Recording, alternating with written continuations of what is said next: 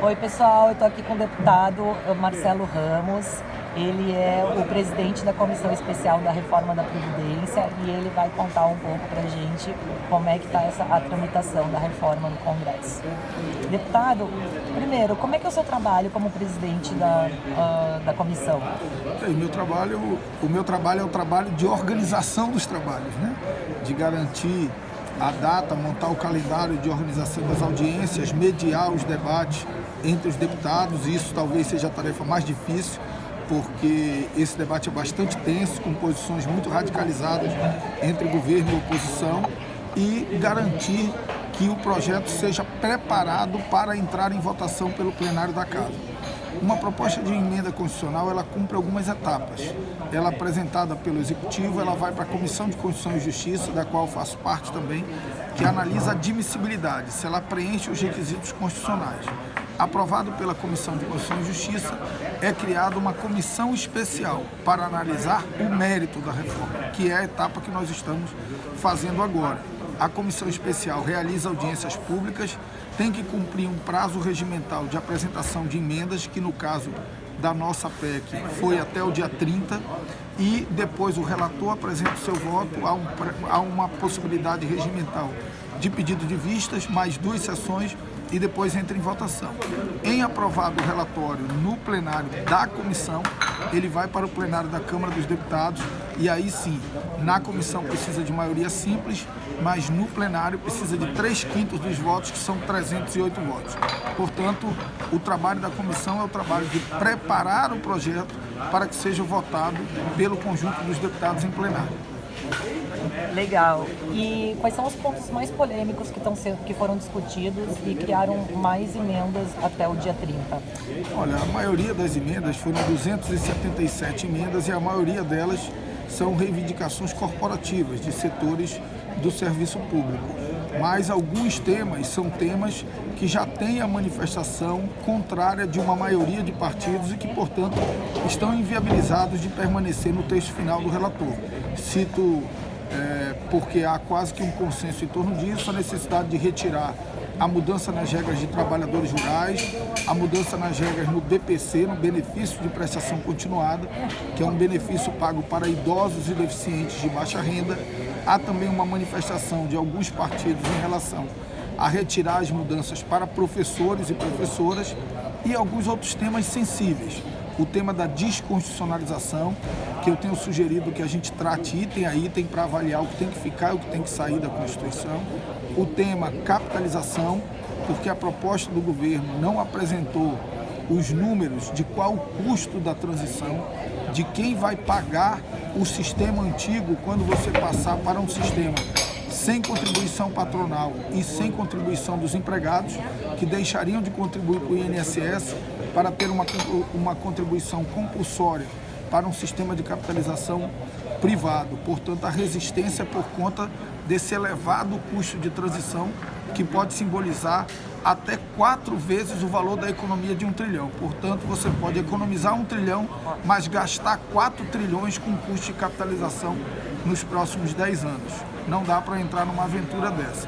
E o terceiro tema mais sensível é a questão dos estados e municípios, em que há na proposta original, a tese de aplicação obrigatória para os regimes próprios de previdência dos estados e dos municípios, e há uma emenda do PP, do Partido Progressista, para retirar estados e municípios, e a reforma, como aprovada, tem as suas regras aplicadas apenas para servidores públicos da União.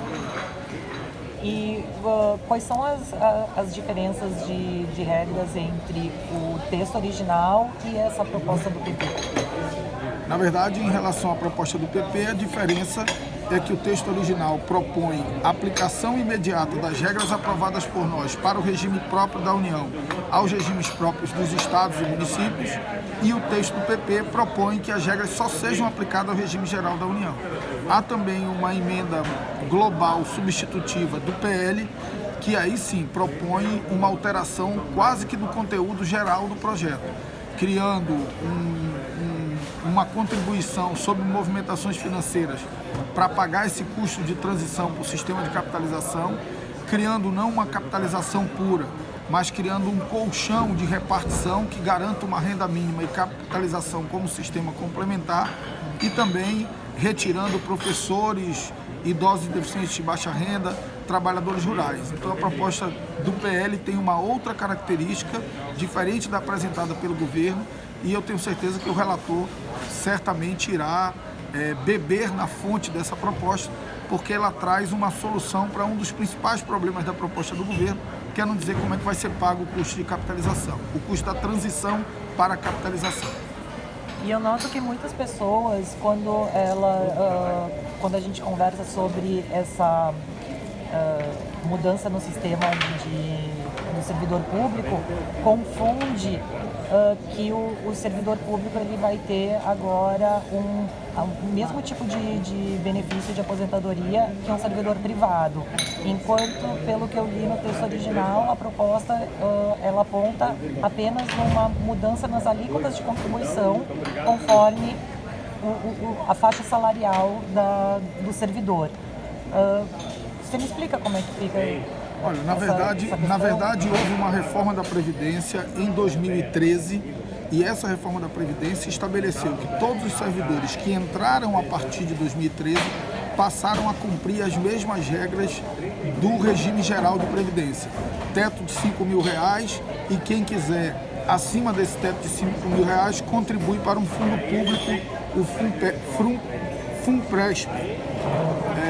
O que essa reforma faz, na verdade, é criar uma regra para os servidores que entraram antes de 2003, mas não se aposentaram. E aí ela muda a idade mínima, que é bastante elevada, e ela muda também a alíquota de contribuição, que passa a ser uma alíquota de contribuição progressiva. Hoje todo mundo contribui em 11% ou 14% nos regimes próprios dos estados. E com essa nova proposta você vai ter uma variação de 7,5% até 22% nas faixas de contribuição. Quanto mais ganha, a contribuição vai aumentando. Mas mesmo para quem tem a maior renda, não é que vai incidir 22% sobre tudo.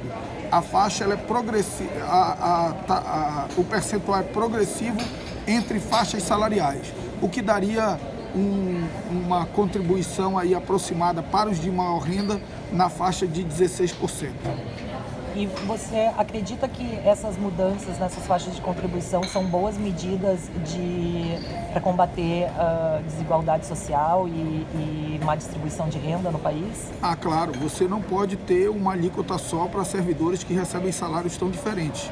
Você precisa ter contribuição progressiva para que o sistema seja progressivo, sob risco de você pegar alguém que ganha um salário mínimo comprometendo 11% da sua renda com contribuição previdenciária e alguém que ganha 50 salários mínimos também comprometendo menos ainda, porque só vai comprometer 11% de R$5.000. Então não é razoável e eu concordo que a alíquota deve ser progressiva. E aquele outro ponto sensível que é o BPC, que muda hoje o idoso de baixa renda, ele tem direito de uma aposentadoria de no mínimo um salário mínimo aos 60 anos. E a mudança iria para 65 anos, ele poderia optar aos 65 anos receber R$400 e daí aos 70 ele ter esse benefício de um salário mínimo. Como é que você acha que a sociedade vai encarar isso? Na verdade, a regra atual é, a partir de 65 anos, um salário mínimo. A regra proposta pela PEC do governo é, a partir de 60 anos, ou seja, diminui 5 anos, a partir de 60 anos, R$400, até 70 anos, quando passaria para um salário mínimo. Uma das ideias que a gente cogita na comissão é criar uma regra alternativa, que o cidadão, ao chegar aos 60 anos, ele possa escolher se ele já quer receber 400 ou se ele quer esperar 65, que é a regra atual. Nós não mudaríamos a regra atual. Se ele quiser esperar 65 para receber um salário mínimo, ele poderia esperar. Então essa situação opcional talvez seja a solução para essa questão do BPC, lembrando que BPC nem é previdência. BPC é assistência social, porque não exige contraprestação. Você não tem que contribuir para receber. Pois é, isso também eu vejo que a população confunde muito o que é previdência social e o que é assistência social, né? Então é importante a gente separar esses dois fatores. Outra questão de dúvida que eu recebo muito também é sobre o benefício de dependentes em condições especiais. O que mudaria para essas pessoas? Você tem uma série de regras que cria uma contribuição proporcional, tem um regime de acúmulo que antes era permitido e agora não é mais permitido. Mas nós estamos analisando todos esses itens porque uma convicção nós temos, tanto eu quanto o deputado Samuel e a maioria dos deputados, que nós precisamos fazer um ajuste fiscal, ele é imprescindível para o país começar um caminho de reequilibrar as contas públicas e ter a chance de sinalizar a estabilidade para a retomada dos investimentos. Mas óbvio que o ajuste fiscal não pode exigir sacrifícios de deficientes, de trabalhadores rurais, de idosos de baixa renda. Nós podemos poupar essas pessoas e ainda conseguir uma economia na casa de R$1 trilhão para que o país possa ter esse respiro, sabendo que isso não é a solução para todos os males, mas é um passo inicial imprescindível para a gente tentar retomar um caminho de prosperidade. Pois é, a reforma da Previdência ela vai agir no sentido de estancar a dívida pública, né? A relação dívida-PIB que está em ascendência exponencial. Então essa reforma da Previdência vai fazer com que o gasto do governo com Previdência ele se mantenha o mesmo nos próximos 10 anos. Me corrija se eu estiver falando correto, sim. Essa é a ideia. Na verdade, hoje a gente já compromete 59% da nossa capacidade de investimento com Previdência, né, por volta de R$700 bilhões. Se nós não fizermos nada, até 2026 nós vamos comprometer 79% e daqui a 20 anos nós vamos virar uma grande folha de pagamento. Nós estamos aqui no Rio Grande do Sul e a gente sabe as consequências disso, quando o Estado reiteradamente gasta mais do que arrecada. Não importa a nobreza do gasto, se ele não couber dentro do orçamento, uma hora vai ter problema. O Rio Grande do Sul está vivendo isso. Salários altíssimos, servidores públicos muito bem remunerados e sem poder receber porque não tem dinheiro para pagar. Então nós não vamos esperar o Brasil quebrar para tomar uma providência. Essa é uma primeira providência. A reforma da Previdência por si só não resolve todo o problema fiscal do Brasil. Na verdade, a Constituição de 88 criou um Estado que não cabe dentro do orçamento. A reforma da Previdência é o primeiro esforço para devolver o Estado brasileiro para dentro do orçamento nacional. Isso quer dizer, então, que depois de aprovada a reforma da Previdência, a gente ainda precisa colocar em pauta outras reformas que façam com que essa credibilidade do país e as contas públicas entrem no azul e o país volte a crescer. Mas não é só a reforma da Previdência sozinha, ela não resolve o problema, né? A reforma da Previdência só não é suficiente. Todo mundo que trabalha no mercado financeiro e todos os economistas sabem que o ano de 2019 é um ano perdido.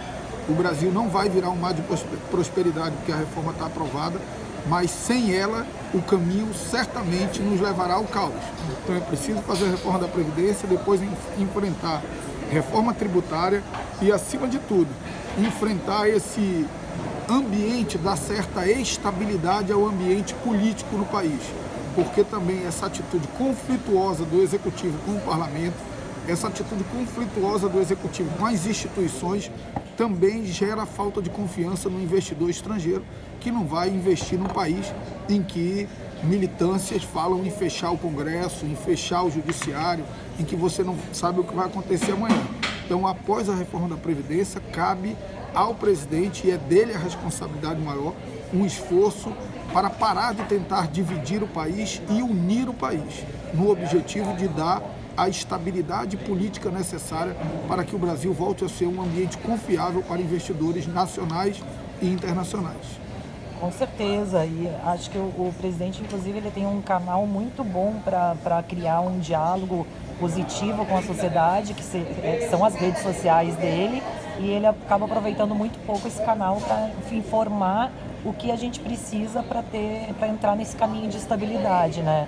Então, você Você acha que os últimos acontecimentos, as últimas manifestações podem levar o executivo a ter uma atitude mais pacífica, ou a gente ainda vai ter um tempo conturbado pela frente? Olha, eu acho que a gente ainda vai ter um tempo conturbado pela frente. O desapreço do atual presidente pela democracia não é um fato novo. Ele sempre foi assim na sua vida parlamentar. E eu espero que ele perceba que um presidente da República, quando está em campanha, faz campanha para os seus eleitores, mas quando toma posse precisa governar para todos. Até para o seu principal opositor, ele precisa governar pensando nele. Então, acho que o presidente precisa entender a grandeza do cargo que ele ocupa e usar esse canal privilegiado de interlocução que ele tem de falar direto com a população para baixar a temperatura dessa militância radicalizada dele e unir o país para dar a estabilidade política que o mercado precisa também para retomar os seus investimentos. Perfeito. E para os meus colegas do mercado financeiro, você acha que o mercado financeiro está muito otimista, ou que ele está no papel dele de fazer com que essa onda, que é uma onda especulativa, né? Por enquanto a gente não tem fundamentos econômicos para justificar um crescimento da Bolsa. Mas você acha que faz parte do papel do mercado financeiro gerar esse otimismo na economia, ou que ele está sendo otimista demais e pouco responsável em relação a isso? O otimismo é um instrumento essencial da economia. A economia também é movida por otimismo. E acho que a Câmara dos Deputados tem dado sinalizações para esse otimismo, no sentido em que tem tocado a pauta da reforma da Previdência com o compromisso de blindá-la, inclusive desses conflitos entre Executivo e Legislativo. Perfeito. Agora vamos esperar, né, o texto do relator Samuel para saber qual vai ser a real economia que a reforma vai proporcionar para a gente. Eu tenho certeza que o esforço do deputado Samuel vai ser para que a gente mantenha a economia entre 800 bi e 1 tri. Maravilha. Valeu? Maravilha. Marcelo, muito obrigada pelo teu tempo e pela tua disponibilidade. Obrigado, uma alegria para mim. Até mais.